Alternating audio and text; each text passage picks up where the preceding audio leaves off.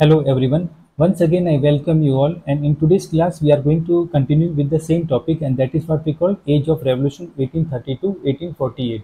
और जैसे मैंने आपको बताया कि जो यूरोपियन हिस्ट्री की अगर हम बात करें तो 1830 से लेकर 1848 का जो पीरियड है इसको हम जो एज ऑफ रेवोल्यूशन है जो कहते हैं। और इसके पीछे जो रीज़न मैंने आपको बताया कि उस समय हम क्या देखते हैं कि जो यूरोप के जो अलग अलग जो पार्ट थे, चाहे हम ओटोमन एम्पायर की अगर बात कर लें, पोलैंड की बात कर लें, जर्मनी की बात कर लें, नीदरलैंड की बात कर लें, इटली की अगर बात करें, तो ये जो डिफरेंट जो टेरिटरीज थी या जो डिफरेंट एरियाज थे, तो वहाँ पर हमें रिवॉल्ट्स हमें देखने को मिलती है। और ये जो रिवॉल्ट थी, जैसे मैंने आपको बताया कि इन रिवॉल्ट्स को जो लीड करते हैं वो कौन लीड करते हैं, जो लिबरल नेशनलिस्ट है जो उनको लीड करते हैं।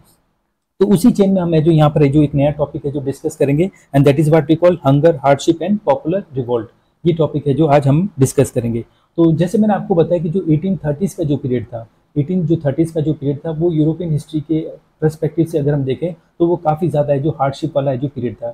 इसका रीज़न ये था कि जो यूरोप की जो इकोनॉमिक जो कंडीशन थी वो बहुत ज़्यादा जो खराब है जो हो चुकी थी। और यूरोप की जो ये इकोनॉमिक सिचुएशन जो खराब हुई थी, इसके पीछे जो मल्टीपल रीजंस हैं जो रेस्पॉन्सिबल थे। तो ये जो मल्टीपल जो रीजंस हैं इनको वन बाय वन हम क्या करेंगे, डिस्कस है जो करेंगे। तो सबसे पहले जो रीज़न हमें ये देखने को मिलता है, और वो ये रीज़न ये था कि जो यूरोप की जो पॉपुलेशन है first half of the 19th century में वो रैपिडली क्या होती है, इंक्रीज होती है।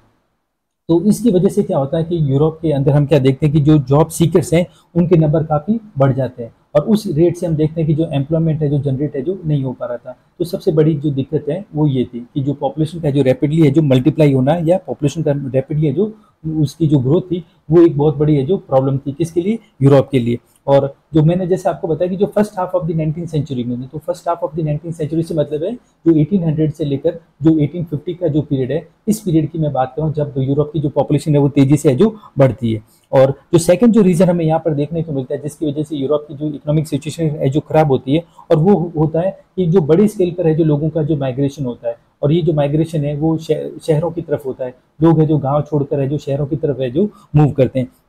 लेकिन जैसा कि मैंने आपको बताया कि जो जॉब सीकर्स थे उनके नंबर ज़्यादा थे, और जो जॉब्स थी वो काफ़ी कम थी। तो इसकी वजह से इवन उल्टा हो जाता है। आपको मालूम है कि जो सिटीज़ के अंदर जो फूड हो गया, क्लॉथिंग हो गया, शेल्टर हो गया, ठीक है, तो इनकी जो ये सारी जो एम्यूनिटीज़ हैं वो उतनी अवेलेबल है जो नहीं थी। इवन जो सिटीज़ है वो काफ़ी ज़्यादा है जो ओवर क्राउडेड हो जाती है। पॉल्यूशन की बड़ी जो प्रॉब्लम है जो हमें देखने को मिलती है सिटीज़ के अंदर। स्लम एरियाज है उसका तेजी से शहरों के अंदर क्या होता है, एक्सपेंशन होता है। तो ये एक सेकंड है जो एक प्रॉब्लम हमें देखने को मिलती है। उसके बाद में जो थर्ड जो हमें प्रॉब्लम देखने को मिलती है वो है स्मॉल प्रोड्यूसर्स की अगर हम बात करें। तो यूरोप की अगर बात करें तो अभी भी हम देखते हैं कि उसको अगर इंग्लैंड के साथ में उसको कंपेयर किया जाए तो अभी भी वहाँ पर है जो स्मॉल प्रोड्यूसर्स थे। और इंग्लैंड में जैसे हमने देखा, आपको मालूम है कि इस पीरियड में जो वहाँ पर जो इंडस्ट्रीज है जो लगना शुरू हो चुकी थी, इंडस्ट्रियलाइजेशन का जो पीरियड है वो वहाँ पर है जो शुरू हो चुका था।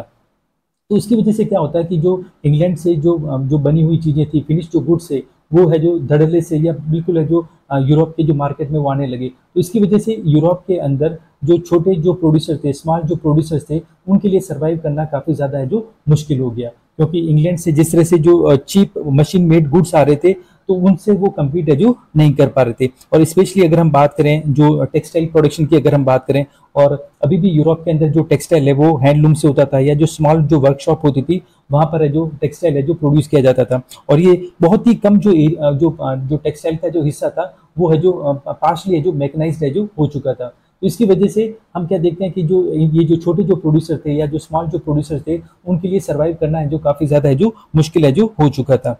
और जो फोर्थ जो रीज़न हमें देखने को मिलता है उसमें हम देखते हैं कि जो यूरोप के उन हिस्से में जहाँ पर लैंडेड जो एरिस्टोक्रेसी है जो अभी भी पावरफुल थी या जो अपने प्रिविलेजेस हैं उनको एंजॉय कर रही थी, तो वहाँ पर जो पीजेंट्स हैं उनके लिए सर्वाइव करना काफ़ी ज़्यादा है जो मुश्किल था। अभी भी है जो वहाँ पर फ्यूडल ड्यूज हो गया, और जो ऑब्लिगेशंस हैं उनसे जो किसान या जो पीजेंट है वो बंधे हुए थे। और फिफ्थ जो रीज़न हमें देखने को मिलता है उसमें हम देखते हैं कि जो फूड प्राइसेस है वो तेज़ी से क्या होते हैं, इंक्रीज होते हैं। और साथ ही साथ है जो उसके बाद में हमें बैड हार्वेस्ट है जो देखने को मिलती है। तो इन सब रीजंस की वजह से हम क्या देखते हैं कि जो एक वाइड स्प्रेड पेपोरिज्म हमें देखने को मिलती है। तो पेपोरिज्म से मतलब होता है पॉवर्टी, जो गांव के अंदर और जो शहरों की अगर बात करें, इवन टाउन्स की अगर बात करें, तो वहाँ पर हमें एक वाइड स्प्रेड है जो पॉवर्टी हमें देखने को मिलती है। तो इन सब रीजंस की वजह से हम देखते हैं कि जो यूरोप के अंदर जो 1830s का जो पीरियड था या 1830s के जो ईयर्स थे, उसमें जो यूरोप की जो इकोनॉमिक जो कंडीशंस हैं वो काफ़ी ज़्यादा जो खराब है जो हो चुकी थी। उसी तरह से अगर हम देखें तो 1848 का जो ईयर था ये भी बहुत ज़्यादा है जो खराब था। फ्रांस की जो कैपिटल है पेरिस, वहाँ पर सिचुएशन बहुत ज़्यादा है जो अलार्मिंग थी।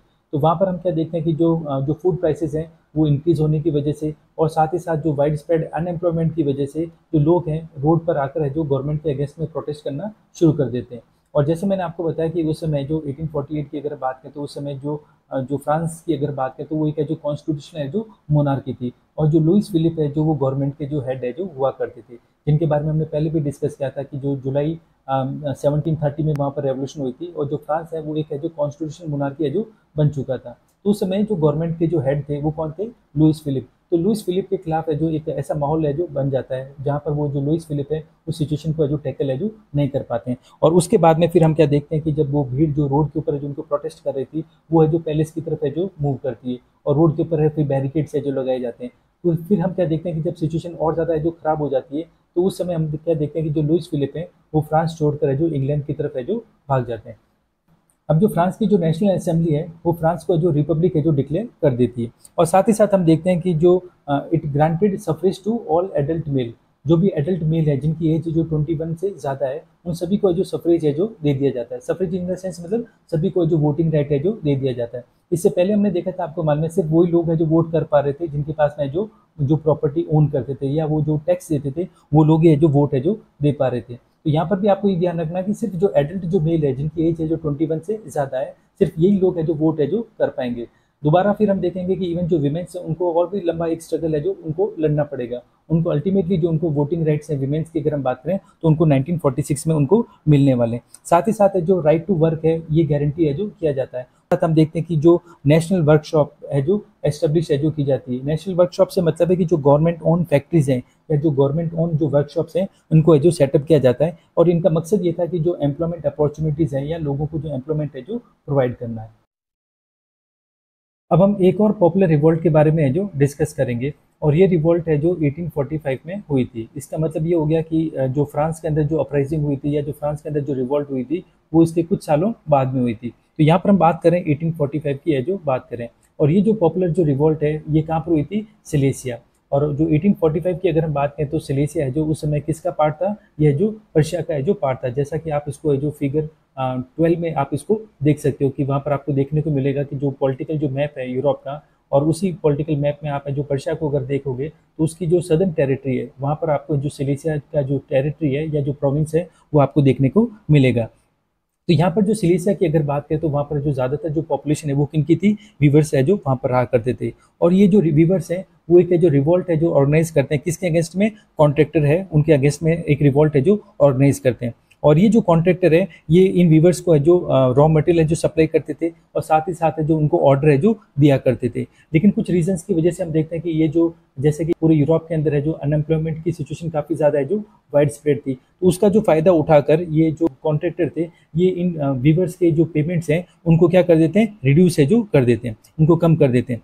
और इसी सिचुएशन को या इसी इवेंट को है जो एक जर्नलिस्ट है जिनका नाम है विलियम वोल्फ, वो उसको क्या करते हैं? डिस्क्राइब करते हैं, और वो सिचुएशन बताते हैं जिस तरह की सिचुएशन है जो जो सिलेसियन जो विलेज है उसमें जो एग्जिस्ट करती है। और वो क्या बताते हैं कि in these villages with 18,000 inhabitants cotton weaving is the most wide spread occupation. जैसे मैंने आपको बताया कि जो ज़्यादातर जो ये जो गांव है उसमें जो 18,000 के करीब जो पॉपुलेशन है उसमें ज़्यादातर जो लोग हैं वो कौन है? वो है जो वीवर्स हैं, जो कॉटन को है जो क्या करते हैं? वीव करते हैं। And the misery of the worker is extreme, और उनकी जो कंडीशन है वो काफ़ी ज़्यादा है जो क्या है? एक्सट्रीम है, काफ़ी ज़्यादा जो खराब कंडीशन हमें देखने को मिलती है। And the desperate need of the job has been taken advantage of by the contractor to reduce the prices of the goods they order। और जो जिस तरह से इकोनॉमिक सिचुएशन खराब थी, और जैसा कि मैंने आपको बताया कि अनएम्प्लॉयमेंट काफ़ी ज़्यादा है जो वाइड स्प्रेड थी, तो उसका फ़ायदा उठाकर इन कॉन्ट्रैक्टर ने क्या किया कि उनके जो वेजेस हैं या उनके जो पेमेंट्स हैं उनको उन्होंने क्या कर दिया? कम कर दिया। तो इस तरह से है जो ये जो विलियम वोल्फ जो कि एक जर्नलिस्ट है उन्होंने इस इवेंट को इस तरह से है जो उन्होंने अपने पेपर के अंदर है जो पब्लिश किया। अब हम देखते हैं कि ये जो वीवर्स हैं ये जो पॉपुलर रिवोल्ट करते हैं अगेंस्ट दिस कॉन्ट्रैक्टर इसकी जो शुरुआत है वो कब होती है? 4 जून को इसकी है जो शुरुआत होती है। और 4 जून को 2 बजे के आसपास में जो बड़ी जो भीड़ है, लार्ज जो क्राउड है वीवर्स की, ये घरों से निकलती है और वो पैर बनाकर वो मार्च करते हैं, किसकी तरफ मार्च करते हैं, वो मेंशन की तरफ है जो मार्च करते हैं, जो कॉन्ट्रैक्टर के जो बड़े बड़े हाउसेज हैं उनकी तरफ ये मार्च करते हैं और वो डिमांड करते हैं, हायर वेजेस की है जो डिमांड करते हैं। लेकिन हम क्या देखते हैं कि इनका जो वेलकम है वो किसके साथ में होता है, इनका वेलकम है जो गाली गलौज के साथ में होता है, और साथ ही साथ है जो इन जो वीवर्स हैं इनको है जो धमकियां दी जाती है, इनको जो थ्रेट है जो दिए जाते हैं। उसके बाद में फिर हम क्या देखते हैं कि जो ये जो क्राउड थी वीवर्स की, इनमें से कुछ जो लोग हैं कि वो उनके घरों में घुस जाते हैं और घुसने के बाद में जो एलिगेंट विंडो पेन्स हैं, फर्नीचर्स हो गया, इवन जो चीनी मिट्टी के जो बर्तन हैं जिसको हम पोर्सलिन कहते हैं, इन सब चीज़ों को क्या करना शुरू कर देते हैं, तोड़ फोड़ करना वहाँ पर जो शुरू कर देते हैं। साथ ही साथ उन्हीं में से हम क्या देखते हैं कि जो कुछ जो लोग हैं वो स्टोर रूम के अंदर है जो घुस जाते हैं, और स्टोर रूम में घुसने के बाद में जो जो कपड़ा जो वो सप्लाई करते थे ये वीवर्स, उस सारे उन सभी कपड़ों को क्या कर देते हैं, बर्बाद है जो कर देते हैं। और जब सिचुएशन और ज़्यादा है जो खराब होती है तो उसके बाद में फिर हम देखते हैं कि ये जो कॉन्ट्रैक्टर हैं वो अपनी जान बचाने के लिए वहाँ से है जो निकल जाते हैं और नज़दीक के जो गाँव है या जो नेबरिंग जो विलेजेस हैं वहाँ पर शेल्टर लेने के लिए जाते हैं। लेकिन जब हम देखते हैं कि जो वीवर्स है जब इनको फॉलो कर रहे थे या उनके पीछे जो भाग रहे थे, तो उनको जो कोई भी प्रोटेक्ट करने के लिए तैयार नहीं था, किनको कॉन्ट्रैक्टर थे उनको कोई भी है जो शेल्टर देने के लिए तैयार नहीं था, उनको सभी है जो लोग है जो मना कर देते हैं। और साथ ही साथ फिर हम क्या देखते हैं कि 24 घंटे के अंदर ही है जो वहाँ पर है जो आर्मी को है जो बुला दिया जाता है, और जब आर्मी वहाँ पर आती है इन गाँवों के अंदर या इन विलेजेस के अंदर, तो दोबारा जब हम देखते हैं कि ये जो क्रॉस फायरिंग होती है और फायरिंग की वजह से लगभग है जो 11 के करीब जो वीवर्स हैं उनकी क्या हो जाती है, डेथ हो जाती है। And so this is what we have discuss about the जो वीवर्स जो रह रहे थे सिलेसिया के अंदर। तो ये दो पॉपुलर रिवॉल्ट हमने यहाँ पर है जो डिस्कस की थी। एक रिवॉल्ट हमने फ्रांस की डिस्कस की थी, और जो सेकंड जो रिवॉल्ट हमने डिस्कस की यहाँ पर किन की, जो सिलेसिया में जो रहने वाले जो वीवर्स हैं जो कि ऑर्गेनाइज करते हैं किसके अगेंस्ट में, कॉन्ट्रैक्टर के अगेंस्ट में जो वो ऑर्गेनाइज करते हैं। In the next class, we are going to start another topic, and this is what we call 1848, the revolution of the liberals. Thank you.